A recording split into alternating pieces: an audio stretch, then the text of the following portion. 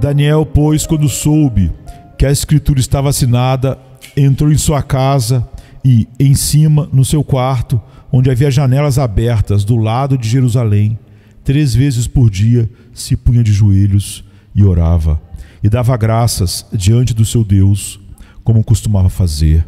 Daniel 6:10. Daniel fora exaltado a uma grande prosperidade terrena, mas sua alma também havia prosperado. Algumas vezes o progresso exterior significa o declínio interior, e dezenas de milhares têm sido intoxicados pelo sucesso. Embora tenham considerado justo começar na corrida da vida para ganhar o prêmio, foram tentados a se desviar para colher as maçãs de ouro e por isso perderam a coroa. Não foi assim com Daniel. Ele era tão íntegro diante de Deus, tanto em seus dias de glória como em seus dias mais humildes. E isso se deve pelo fato de que ele mantinha a força do que professava externamente por meio da comunhão íntima e constante com Deus. Ele era um homem de excelente espírito e incessante na oração. Portanto, o poder não subiu à sua cabeça por causa de seu prestígio, mas o Senhor cumpriu nele sua promessa de fazer os pés do seu servo como os da corça, para que pudesse andar em lugares altos. No entanto, embora Daniel preservasse a integridade, ele não encontrou uma posição de grandeza na qual desfrutaria de descanso. Assim como os pássaros bicam os frutos mais maduros, seus invejosos amigos o atacaram.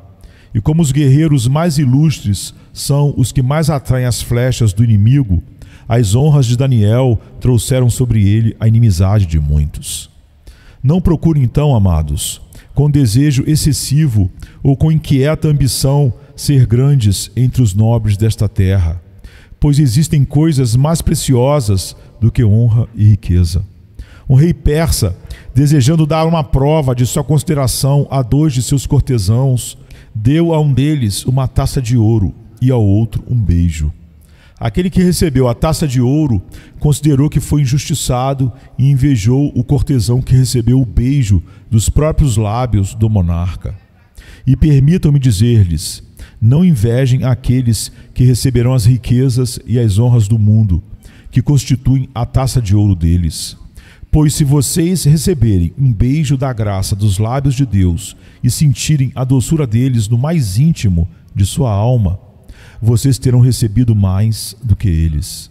Não haveria nenhum motivo para se afligirem, porque, embora esse beijo deva vir até vocês na pobreza e na doença, é melhor regozijar-se por Deus em sua infinita graça, os ter considerado dignos de receber mais bênçãos espirituais, ainda que tenham menos bens temporais. Lutero declarou que toda a grandeza do mundo nada mais era senão um osso que Deus jogou para um cachorro.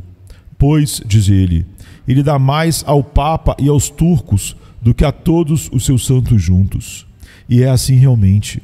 Ser grande, notável e rico pode ser a sorte de um Amã que será morto em uma forca, enquanto o verdadeiro servo de Deus pode assentar-se à porta do rei e suportar o desprezo, como fez Mardoqueu.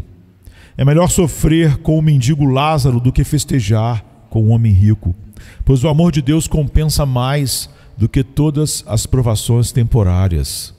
Melhor 1 grama da graça divina do que 1 tonelada de bens materiais. Caso a mão esquerda da prosperidade superficial não lhe traga coisas boas, fique mais do que contente ao receber as bênçãos da destra da alegria espiritual. Portanto, quero apresentar o exemplo de Daniel para a sua consideração, pois acredito que estes são tempos em que precisamos estar tão firmes e resolutos quanto esse profeta. Seja como for, as ocasiões virão para cada um de nós antes de recebermos nossa coroa. E quando elas chegarem, precisaremos colocar o pé no chão com firmeza e ser constantes e inabaláveis pelo Senhor e sua verdade. Permita-me chamar sua atenção para a devoção habitual de Daniel.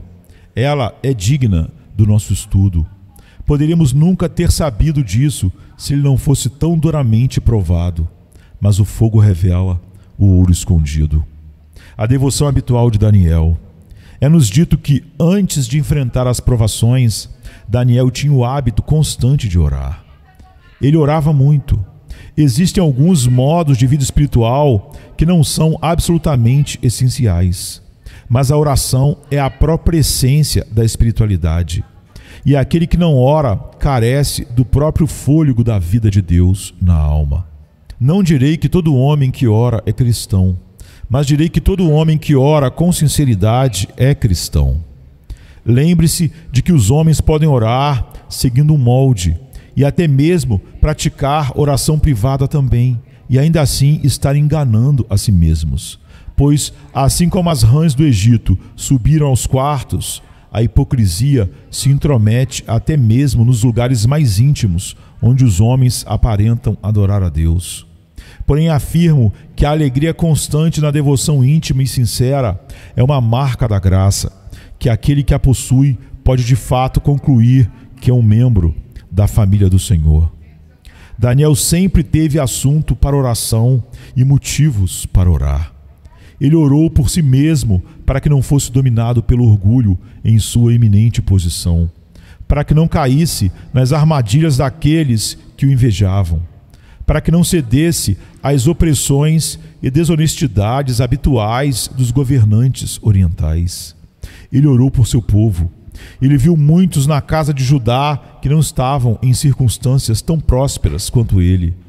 Ele se lembrou daqueles que estavam aprisionados, como se ele mesmo estivesse preso junto com eles. Ele trouxe diante do seu Deus, nos braços da fé, aqueles que eram osso dos seus ossos e carne de sua carne. Ele intercedeu por Jerusalém.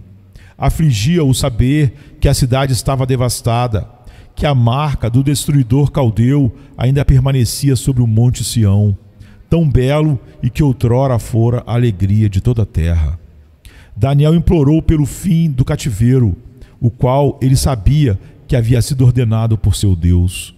Ele orou pela glória do seu Deus, para que chegasse o dia em que os ídolos fossem totalmente destruídos e assim toda a terra soubesse que Jeová governa no céu e entre os filhos dos homens.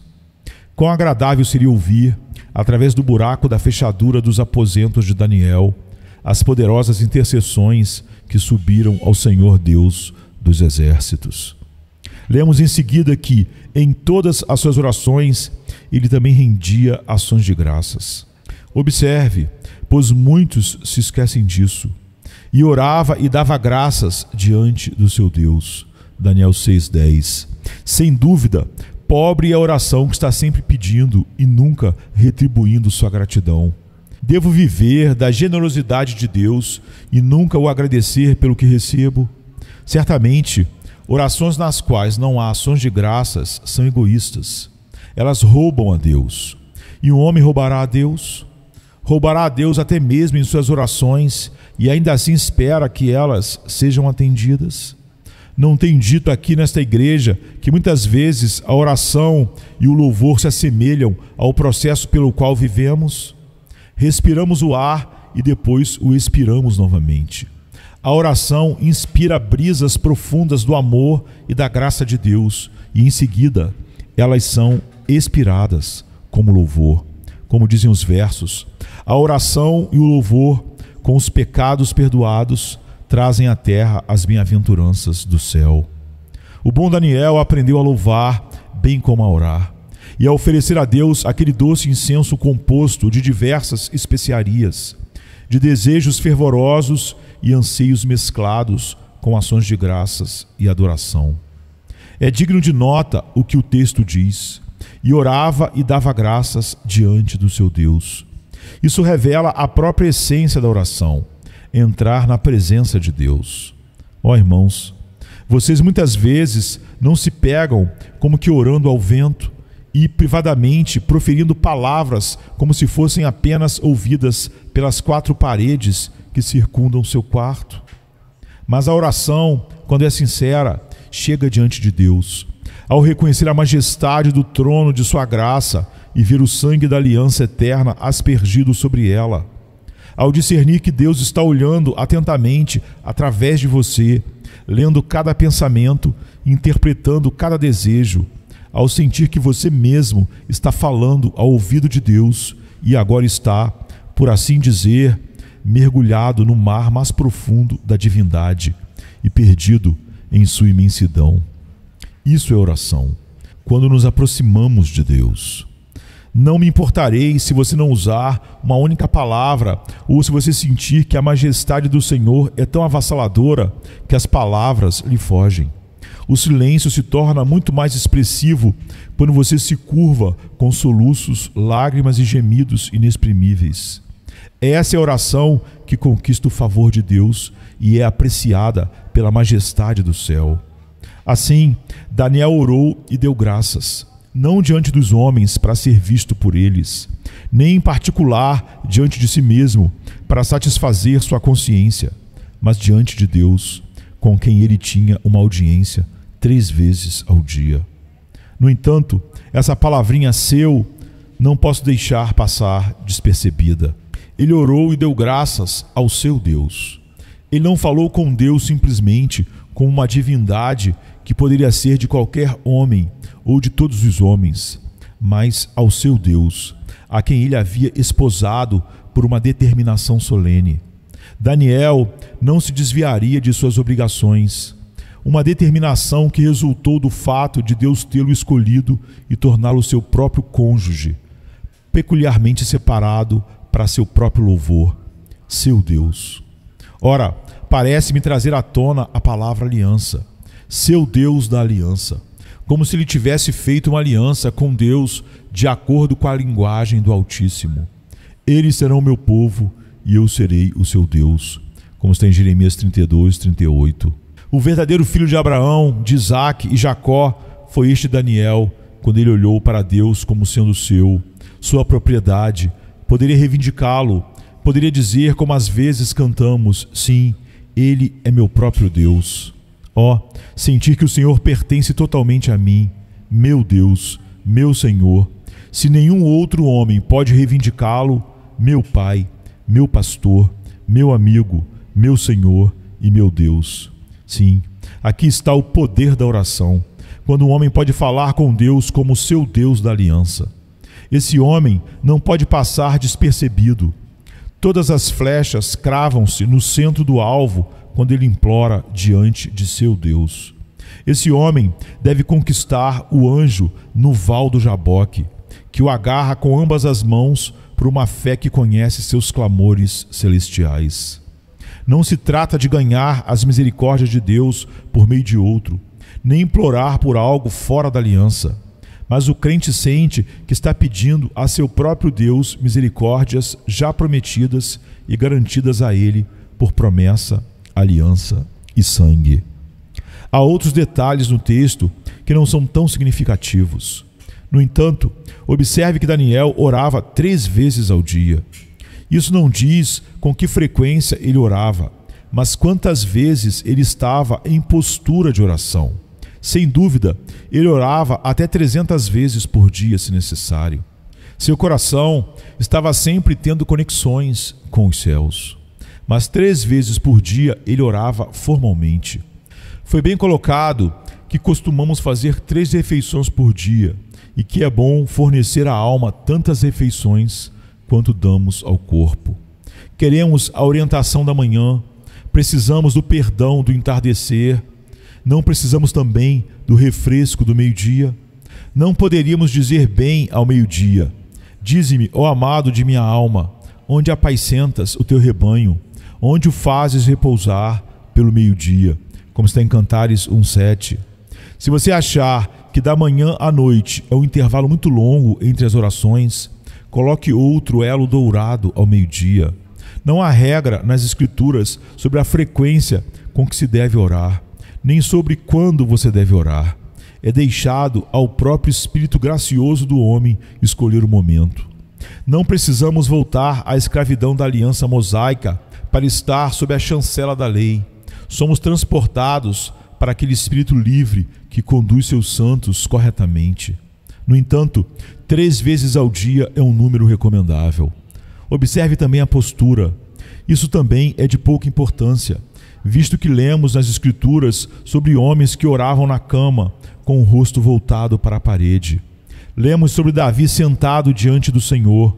Quão comum e aceitável era a postura de permanecer em pé diante de Deus em oração. No entanto, há uma consideração peculiar, especialmente na oração privada, quanto a ajoelhar-se. Parece dizer: não posso ficar de pé diante da tua majestade. Eu sou necessitado e me coloco na posição de um pedinte. Eu busco por ti, ó grande Deus, de joelhos dobrados, na postura de quem reconhece que nada merece, mas se humilha diante da tua graciosa majestade. A razão pela qual Daniel se ajoelhou naquela ocasião particular mencionada no texto foi, sem dúvida, porque ele sempre se ajoelhou e, portanto, sempre se ajoelharia. Ele não abandonaria essa postura, por pouco que fosse por uma palavra de um tirano. Não, se toda a terra e o inferno estivessem contra ele, se ele tivesse achado que se ajoelhar honraria mais a Deus, então ele o faria, mesmo que fosse lançado na cova dos leões por causa disso. Mais uma observação: o texto diz que Daniel se ajoelhou com as janelas abertas para Jerusalém. Ele não fez isso por mera publicidade. Pode ser que ninguém, exceto os criados do palácio, pudesse vê-lo mesmo quando as janelas do seu quarto estavam abertas. Suponho que a casa, como a maioria das casas orientais, era elevada e com uma janela quadrada no centro. E embora ele estivesse olhando em direção a Jerusalém, as janelas estariam voltadas para o pátio do palácio, onde ele só poderia ser visto por aqueles que residiam no palácio ou fossem visitantes a negócios. Provavelmente, seus colegas conselheiros sabiam a hora que ele costumava separar para a devoção e, portanto, pretendiam pegá-lo em flagrante. Além disso, você deve considerar que, embora para nós seja estranho um homem orar com as janelas abertas, onde pode ser ouvido, isso era muito comum entre os orientais, já que você encontrará os fariseus e outros ávidos por realizar suas devoções em qualquer lugar quando chega a hora da oração. E, portanto, não seria considerado de forma alguma como sendo de natureza farisaica Daniel orar com as janelas abertas. As janelas abertas para Jerusalém podem ter sido sugeridas pela oração de Salomão, quando ele perguntou se o povo de Deus seria poupado quando buscassem o Senhor com o rosto voltado para aquele lugar santo, e Deus os ouviria. Isso pode ter ajudado ele também a se lembrar daquela querida cidade para a qual o coração de todo judeu se volta com afeição, ainda que como a agulha da bússola que oscila em direção ao norte. O pensamento da ruína de Jerusalém ajudou seu fervor. A lembrança do pecado da cidade o fez humilhar-se, e as promessas a respeito de Jerusalém o confortaram. Ele se voltou para Jerusalém. E o que isso nos diz? Irmãos, isso nos diz que devemos ter o mesmo cuidado ao orar, para ter nossas janelas abertas para o Calvário. Não se volte para o leste, nem para o oeste, mas deixe seu espírito se voltar para a cruz de Cristo. Este é o grande lugar para onde todos os rostos dos fiéis devem estar continuamente voltados, onde Jesus morreu, ressuscitou e intercedeu perante o trono da misericórdia. É para lá que os olhos da fé devem olhar. Ore sempre com suas janelas abertas para o Calvário.